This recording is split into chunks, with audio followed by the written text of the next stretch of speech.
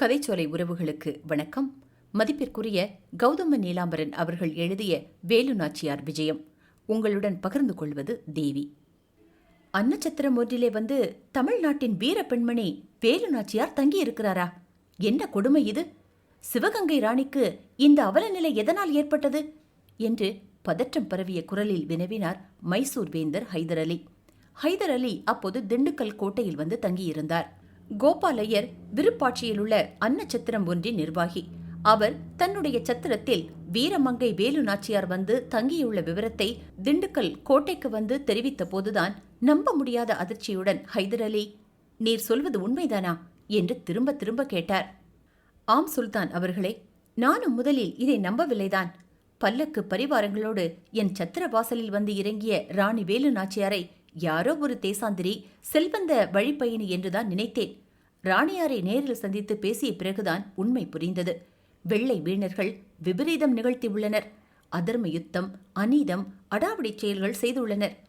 கும்பினி சேனையின் துரைத்தன வெறி கொண்டாட்டத்தை ஒடுக்குவதை கொள்கையாக கொண்டுள்ள மா வீரரான தாங்கள்தான் இந்த வேளையில் தமக்கு ஆதரவளிக்க வேண்டுமென்று ராணி வேலு நாச்சியார் எண்ணுகிறார்.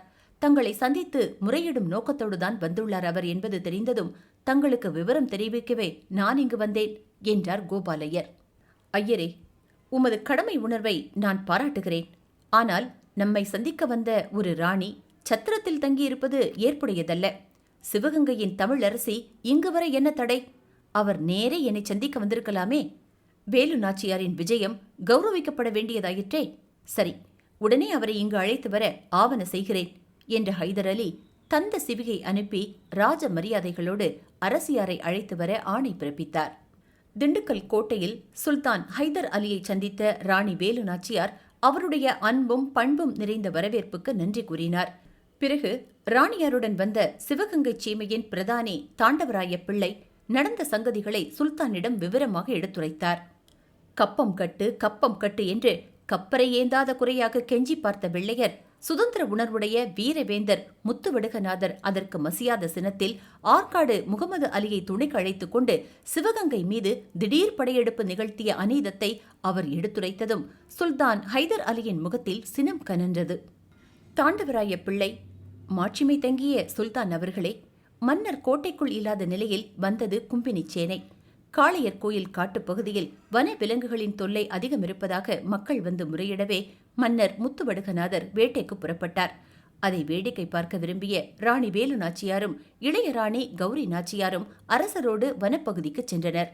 இதுதான் தக்க சமயம் என்று அந்நியருக்கு தகவல் அனுப்பி அழைத்தனர் ராயப்பன் சடையப்பன் என்னும் இரு துரோகிகள். ஆங்கில படைத்தளபதிகள் மார்டினும் ஜோசப் ஸ்மித்தும் குள்ள நரிகள் போல் கும்பினிச்சேரியை கொண்டு வந்து குவித்து அதர்ம யுத்தம் நிகழ்த்தி நாட்டை கைப்பற்றிவிட்டனர். மான மறவர்கள் மாளா வீரத்துடன் போரிட்டனர்.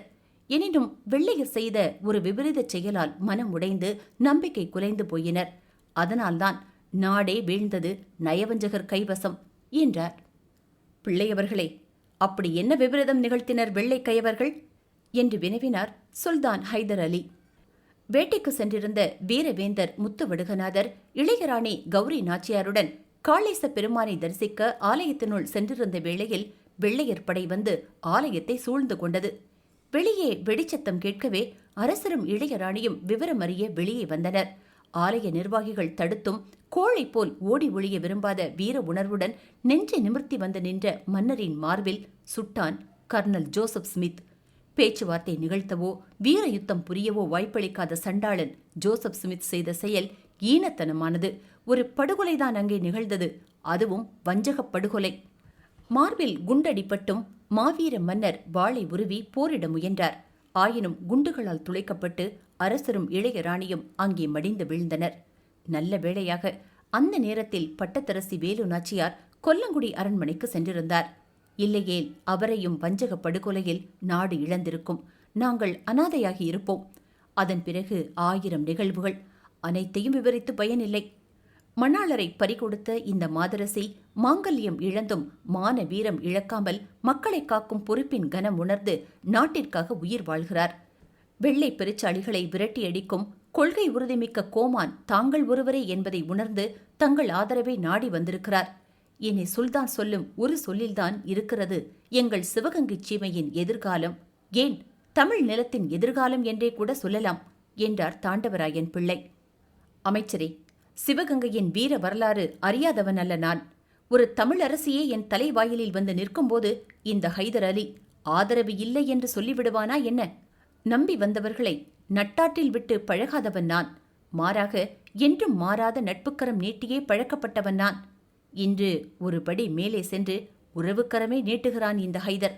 அதில் ஒன்றும் தங்கள் ராணியாருக்கு ஆட்சேபம் இருக்காதல்லவா?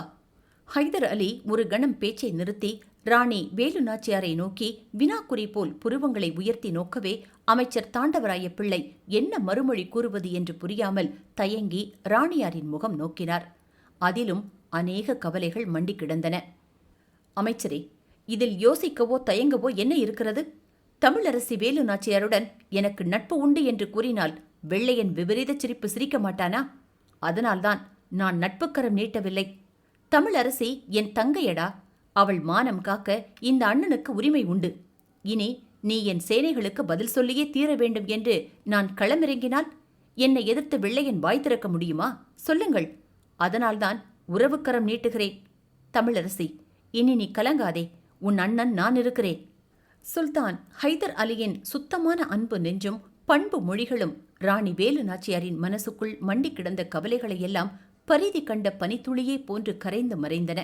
அவர், அண்ணா, நன்றி என்று தழுதழுக்க கூறி இருகரம் கூப்பி வணங்கினார். ஹைதர் அலி அந்த திண்டுக்கல் கோட்டையில் சர்வ சுதந்திரமாக ராணி வேலு நாச்சியார் தங்க அனுமதித்ததையும், அவர் வழிபட ஒரு தங்க ராஜராஜேஸ்வரி அம்மன் சிலையை உருவாக்கி பரிசளித்ததையும், அதற்கென ஒரு அழகிய ஆலயமே அமைத்து தந்ததையும், அங்கிருந்து தவ வாழ்வை மேற்கொண்ட வீரமங்கை வேலு நாச்சியார் வெள்ளையரை விரட்ட பெருஞ்சேனை திரட்டி போரிட்டு சிவகங்கை சீமையை மீட்டதையும் வரலாறு நன்கறியுமே.